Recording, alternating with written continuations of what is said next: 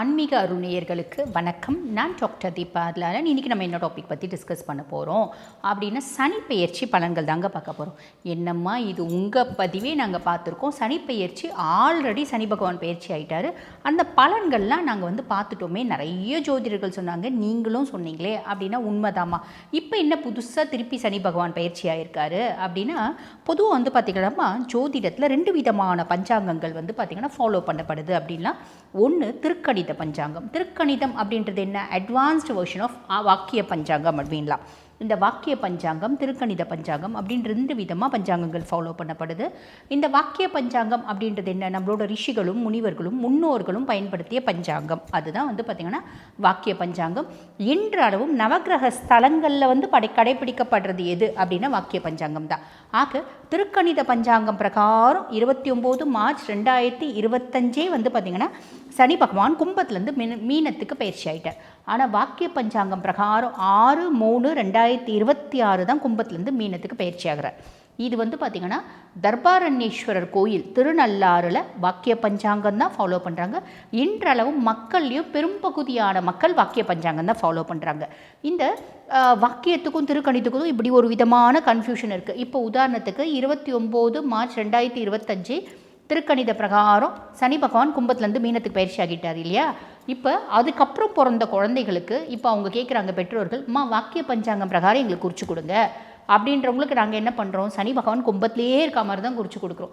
திருக்கணித பிரகாரம் குறித்து கொடுக்குறவங்களுக்கு சனி பகவான் மீனத்தில் போயிட்ட மாதிரி குறித்து கொடுக்குறோம். என்ன பண்ணுறது? நான் இதை தான் ஃபாலோ பண்ணுவேன் அப்படிங்கிறவங்களுக்கு அதுக்கேற்ற மாதிரி தானே நம்ம குறித்து கொடுக்கணும். ஆக புரிஞ்சிருக்கோன்னு நினைக்கிறேன். 6/3/2026 வாக்கிய பஞ்சாங்கம் பிரகாரம் சனி பகவான் கும்பத்துலேருந்து மீனத்துக்கு பயிற்சி ஆகிறார். அப்போ பலன்கள் வாக்கிய பஞ்சாங்க பிரகாரம் சனி பகவான் உங்களுக்கு என்னென்ன மாதிரி பலன்களை கொடுக்க போகிறாரு, நேரத்தை வீண் பண்ணாமல் சட்டுன்னு பார்த்துடலாம். அதுக்கு முன்னாடி இதில் எதுமா ரைட்டு, வாக்கியமா திருக்கணிதமா அப்படின்னா, இந்த திருக்கணிதத்தினோட பேஸே வாக்கியம்தாம்மா. இந்த அட்வான்ஸ்டு மேத்தமெட்டிக்ஸ், அட்வான்ஸ்டு ஃபிசிக்ஸ், அந்த மாதிரி ஒரு அட்வான்ஸ்டு ஒரு இதுதான் பார்த்திங்கன்னா திருக்கணிதம். சரி, இப்போ நேரத்தை வீண் பண்ணாமல் சட்டுன்னு உங்கள் ராசிக்கு என்னென்ன மாதிரி நற்பலன்களை சனி பகவான் கொடுக்க ரெடியாக இருக்காரு பார்த்துடலாமா?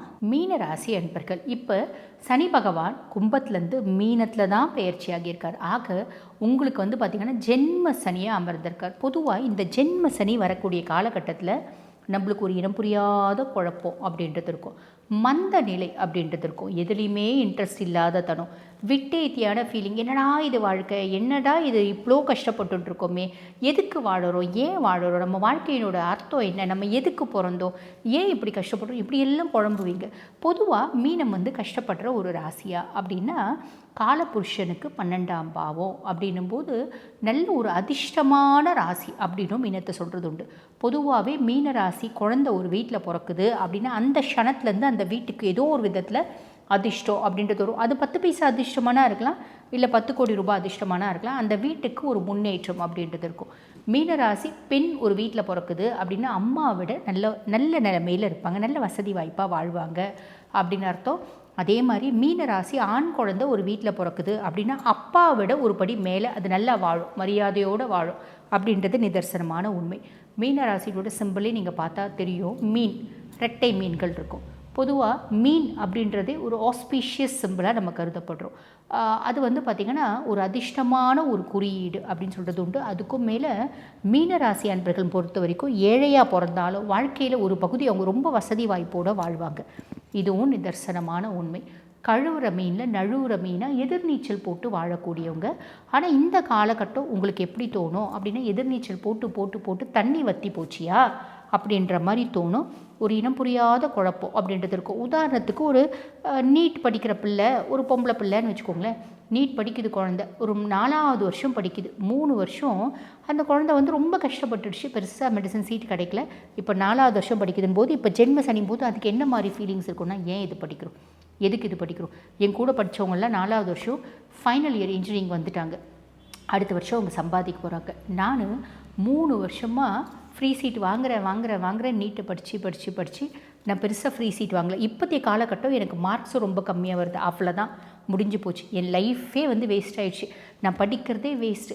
நான் தெரியாதனமாக தப்பு பண்ணிட்டேன், உன்னால தான் அப்படின்னு அவங்க அம்மாவை திட்டுவாங்க, அவங்க அப்பாவை திட்டுவாங்க, ஓன்னு அழுவாங்க, சாப்பிட மாட்டாங்க, தூங்க மாட்டாங்க. இப்படி எல்லாம் ஒரு விதமான குழப்ப நிலையிலே அவங்க வந்து பார்த்திங்கன்னா படிக்க மாட்டாங்க, கம்முன்னு உட்காந்துட்டு இருப்பாங்க. எனக்கு விருப்பம் இருக்குது, நான் இன்ஸ்டா ரீல் பார்க்குறேன்னு பார்த்துட்டே இருப்பாங்க, ஃபோனை தூக்கி போடுவாங்க, ஐயோ முடிஞ்சு போச்சு அப்படின்ற மாதிரிலாம் பிள்ளைங்க ரொம்ப கஷ்டப்படுவாங்க. இதெல்லாம் ஜென்ம சனி ஏற்படுத்தக்கூடிய ஒரு மாய வலை, அவன் பின்னக்கூடிய ஒரு மாய வலை அப்படின்றத நம்ம புரிஞ்சுக்கணும். நீ படிக்கணும்னு முடிவு பண்ணிட்ட, இந்த வருஷம் கடைசி வருஷமாக வச்சுக்கோ, இந்த வருஷம் எது நடந்தாலும் எனக்கு நல்லது அப்படின்ற மைண்ட் செட்டை வச்சுட்டு நீ பாட்டு உன் வேலையை செய். கிருஷ்ண பரமாத்மா சொன்ன மாதிரி தான், கடமை செய், பலனை எதிர்பார்க்காது. நீ பாட்டு உன் கடமையை செய், என்னுடைய இஷ்டம் நான் பலனை கொடுக்கக்கூடியது அப்படிம்பாரு. எனக்கு தெரியும் உனக்கு எது எப்போ கொடுக்கணும், எது கொடுத்தா உனக்கு நல்லது எனக்கு தெரியும், நான் அந்த மாதிரி கொடுப்பேன் அப்படின்னு கிருஷ்ண பரமாத்மா சொல்லியிருக்காரு. பார்த்தீங்களா, அதை ஞாபகம் வச்சுக்கோங்க. கீதையினோட வரிகளை ஞாபகம் வச்சு நீங்கள் பாட்டு உங்கள் வேலையை செய்யுங்க. இது குழந்தைகள் வந்து பார்த்திங்கன்னா இந்த மாதிரி படிக்கிற பிள்ளைங்க இப்படிலாம் குழம்புவாங்க. இப்போ பெரியவங்களும் இப்படிலாம் பண்ணுவாங்களா அப்படின்னா, பெரியவங்களுக்கு வேறு விதமான ஒரு ஃப்ரஸ்ட்ரேஷன், ஸ்ட்ரெஸ்ஸு, இரிட்டேஷன் இந்த மாதிரிலாம் வரும். ஒரு சிலருக்கு இல்யூஷன், ஹாலுசினேஷன் இந்த மாதிரிலாம் வரத்துக்கு வாய்ப்பு உண்டு. இதெல்லாம் சனி பகவான் ஏற்படுத்தக்கூடிய ஒரு மனோரீதியான குழப்பங்கள் அப்படின்றத தெளிவாக புரிஞ்சுக்கணும். அப்படின்னா பிரச்சனை கிடையாது. பொதுவாக மீனம் ஓடி வேலை செய்யக்கூடியவங்க, மற்றவங்களுக்கும் ஹெல்ப் பண்ணக்கூடியவங்க. அந்த உங்களோட இயற்கையான குணாதிசயங்களை நீங்கள் வந்து மேனிஃபெஸ்ட் பண்ணுங்கள். ரொம்ப சிம்பிள். பொதுவாக சனியை பொறுத்த வரைக்கும் உங்களுக்கு 11 லாபஸ்தானத்துக்கும் அவன் தான் அதிபன், 12ஆம் பாவம் மோட்ச விரயஸ்தானத்துக்கும் அவன் தான் அதிபன். இப்போ வந்து பார்த்திங்கன்னா செய்கிற தொழில் கொடுத்து எனக்கு பெருசாக லாபம் வரல, நான் ரொம்ப ஹார்ட் ஒர்க் பண்ணுறேன், மற்றவங்களாம் ரொம்ப வந்து சாதாரணமாக வேலை செய்கிறாங்க, பயங்கரமாக சம்பாதிக்கிறாங்க, நான் இவ்வளோ ஹார்ட் ஒர்க் பண்ணியும் எனக்கு லாபமே வர மாட்டேங்குது, நான் பெருசாக சம்பாதிக்க மாட்டேங்கிறனே, என்ன பண்ணுறது அப்படின்ற குழப்பம்லாம் வரும். நீங்கள் பாட்டுன்னு ஹார்ட் ஒர்க் பண்ணுங்கள், அதுக்கான லாபம் அப்படின்றது சனி பகவான் மிச்சமே வச்சுக்க மாட்டார், 100% கொடுத்துருவார், கவலைப்படாதீங்க. புரியுதுங்களா? அதே மாதிரி உங்கள் அக்கா அண்ணா குறித்து ஒரு விதமான குழப்பம், அவங்க எனக்கு சப்போர்ட்டிவாக இருக்க மாட்டேங்கிறாங்க, அவங்களே எனக்கு துரோகம் பண்ணுறாங்க, அவங்க என்கிட்ட உறவாடி கெடுக்கிறாங்க அப்படின்ற மாதிரிலாம் தோணும். நண்பர்களை குறித்தும் அப்படி தோணும். நல்ல நண்பர்களை சந்தேகப்படுவீங்க. அனலைஸ் பண்ணுங்கள். அனலைஸ் பண்ணிவிட்டு சந்தேகப்படுறது தப்பு இல்லை. சாப்பிடாமல் தூங்காமல் டென்ஷன் ஆகி இதெல்லாம் வேண்டாம். நீங்கள் உண்டு, உங்கள் வேலை உண்டு அப்படின்னு நீங்கள் பாட்டுன்னு உழைச்சிட்டே இருக்கீங்க அப்படின்னா சனி ஒரு ஸ்டேஜுக்கு மேலே உங்களை சோதிக்கவே மாட்டாங்க, கவலைப்படாதீங்க. அதுக்கும் மேலே சனியினோட பார்வை 3, 7, 10 3ஆம் பாவத்தை பார்க்குறான். என்னோடய தம்பி தங்கச்சி கூட எனக்கு சப்போர்ட் கிடையாதுப்பா, அவங்க கூட நல்லவங்க கிடையாது, என்னோடய தைரியமே மொத்தமாக போச்சு, நான் இந்த விஷயத்தை செஞ்சு முடிவெடுத்தது தப்பு, நான் இதை செய்யாமல் அப்பயே +2 முடித்தோடனே நான் பிஇ சேர்ந்துட்டுருக்கலாம், அப்பயே வந்து பார்த்திங்கன்னா இந்த வேலையை விட்டுட்டு நான் வேறு வேலைக்கு போயிட்டு இருக்கலாம், அப்பயே இந்த மனுஷனை கல்யாணம் பண்ணிக்காமல் இந்த மனுஷன் வேண்டாம் அப்படின்ட்டு வேறு என்னை விருப்பப்பட்டவொன்னே கல்யாணம் பண்ணியிருந்துருக்கலாம், தப்பு பண்ணிட்டேன் அப்படின்னு நம்ம எடுத்த முடிவை குறித்து நம்மளுக்கு ஒரு குழப்பம், ஒரு மந்த நிலை, ஒரு டெல்யூஷன், ஒரு இல்யூஷன், ஒரு விதமான மாய ஒரு நிலை, இதெல்லாம் சனி பகவான் கொடுப்பான். நம்ம ஒரு முடிவு எடுத்துட்டோம், நம்ம செஞ்சு முடிச்சிட்டோம், இப்போ அதை பற்றி வருத்தப்பட்டு என்ன பிரயோஜனம் இருக்குது, நல்லதோ கெட்டதோ அதை ஃபேஸ் பண்ணிவிட்டு போயிட்டுருக்கலாம் அப்படின்ற தைரியம் இருந்துச்சு அப்படின்னா சனி உங்ககிட்ட கேம் ஆடுறது இருக்காது. புரியுதுங்களா? 7ஆம் பாவம் கலத்திரஸ்தானத்தில் சனியினோட பார்வை.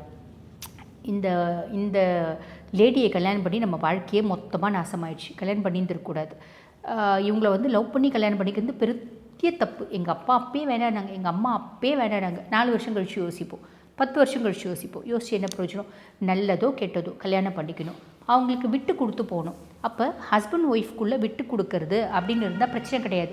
விட்டு கொடுக்கல, நீ 20 வார்த்தை பேசினா நான் 200 வார்த்தை பேசுவேன், நீ 200 வார்த்தை பேசினா நான் 2000 வார்த்தை பேசுவேன், நான் விட்டு கொடுக்க மாட்டேன் அப்படின்ற ஈகோ கிளாஷ் இருக்குது அப்படின்னா கண்டிப்பாக ஹஸ்பண்ட் ஒய்ஃப் ரிலேஷன்ஷிப்பில், அதாவது உங்களோட வாழ்க்கை துணையோடையோ இதே மாதிரி தான் உங்களோட பிஸ்னஸ் பார்ட்னரோடையோ இந்த ஈகோ கிளாஷ் ஆகுது, விட்டு கொடுக்க மாட்டேன் அப்படின்னா அதில் ஒரு விரிசல் அப்படின்றது வரதுக்கு வாய்ப்பு உண்டு.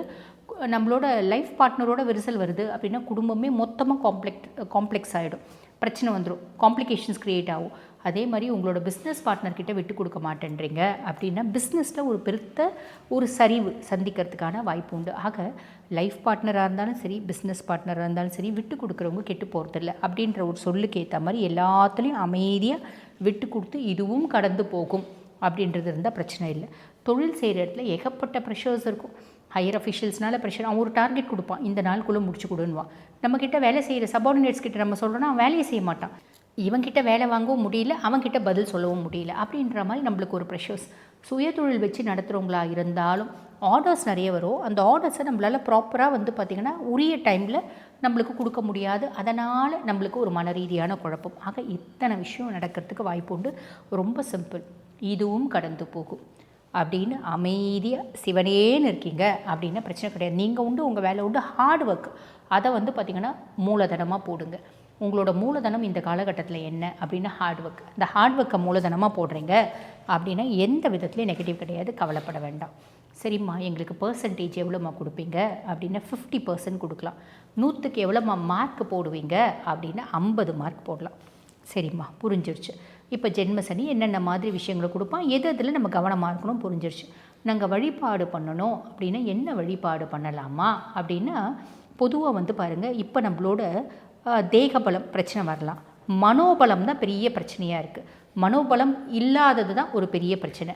அதே மாதிரி புத்தி பலம் ஆல்ரெடி மீனத்தில் பிறந்த எனக்கு புத்தி பலம் மனோபலம்லாம் ஜாஸ்தி. ஆனால் இந்த காலகட்டம் சனி இந்த மனோபலம் புத்தி பலம் தேகபலத்தெலாம் தின்றான். அப்போ நான் என்ன பண்ணணும், இந்த 3 பலத்தையும் கொடுக்கக்கூடிய ஹனுமனை வழிபாடு பண்ணணும். ஹனுமனை எப்படி வழிபாடு பண்ணணும், ஹனுமனுக்கு ஹனுமன் சாலிசா அப்படின்ற ஒரு மந்திரம் இருக்குது இல்லைங்களா, ஸ்ரீ குரு சரண் சரோஜ நிஜமன முகுர சுதார் பரணும் ரகுரு விமலையச்ச ஜோதாய கபடசார் அப்படின்னு இருக்கும். இது சமஸ்கிருதத்தில் இருக்கும். எனக்கு சமஸ்கிருதம்லாம் படிக்க தெரியாதுமா அப்படின்னா, ஆஞ்சநேயரோட தமிழில் எத்தனையோ மந்திரங்கள் இருக்குது. அந்த மந்திரங்கள் ஏதாவது ஒன்று தினம்தோறும் பாராயணம் பண்ணணும். இல்லைன்னா வீட்டு பக்கத்தில் என்ன ஹனுமன் கோயில் இருக்கோ அந்த ஹனுமன் கோயிலை போயிட்டு 3, 5, 7, 9, 11 முறை சுற்றி வரும்போது மனசு ரொம்ப தெளிஞ்ச நீரோட மாதிரி தெளிவாக இருக்கும். மீனம் நீங்கள் எப்படி உங்களோட குணாதிசயங்களோ அந்த குணாதிசயங்களில் எல்லளவு மாற்றம் இருக்காது. நீங்கள் பாட்டுன்னு உங்கள் வேலையை செய்யலாம், சாதிக்கலாம் அப்படின்னு சொல்லலாம். வாழ்த்துக்கள்.